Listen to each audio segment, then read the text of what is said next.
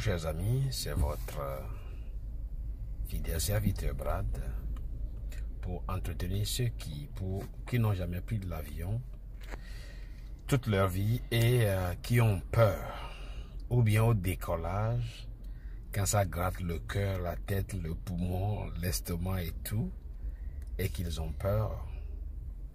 J'ai juste un petit message d'encouragement à leur endroit. D'entrée, si c'est la première fois d'être sur cette chaîne que vous n'êtes pas abonné, je me fais le devoir de vous le rappeler. Je vous prie donc de vous abonner pour que vous ne ratiez aucune vidéo. Et si vous êtes déjà un abonné, invitez d'autres personnes aussi à s'abonner. Et donc, si vous êtes prêts, allons-y. Je rappelle que je suis en train de conduire et j'ai pris une petite pause pour faire cette vidéo-là. C'est des conseils, hein, ça ne veut pas dire que ça va... Je ne suis pas Dieu, moi. Et donc, pour préparer le voyage, il faut avoir les casques écouteurs qui ferment complètement les oreilles.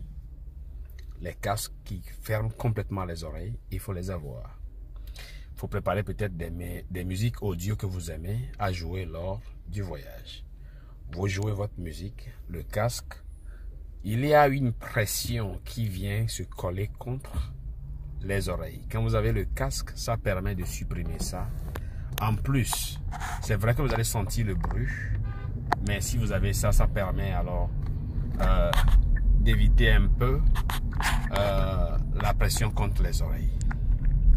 Et maintenant, si vous avez ça et qu'au décollage, vous semblez toujours avoir peur, tentez de soulever vos pieds et que ça ne touche pas le sol, sinon le plancher de l'avion, pendant au moins 3 à 5 minutes et puis faites descendre vos pieds.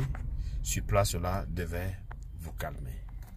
Pour continuer, il est important de savoir que un avion est plus rassurant qu'une voiture. Les accidents d'avion, ça se passe rarement. Mais les accidents de voiture, au moment où je parle, il y en a des milliers. Et donc, voyager par avion est plus rassurant que voyager par... Vous comprenez? Et donc, il ne faut pas avoir peur. Si vous prenez le vol, mais si vous suivez ces conseils, vous jouez vos musiques. Si vous êtes musulman ou chrétien, quelle musique vous rapproche plus de Dieu? Soyez en train de jouer ça comme ça. Quand vous aurez peur, c'est que vous êtes en train de communiquer avec Dieu. Au moins, cette communication-là va vous permettre de vous calmer un peu. Allez, à plus tard.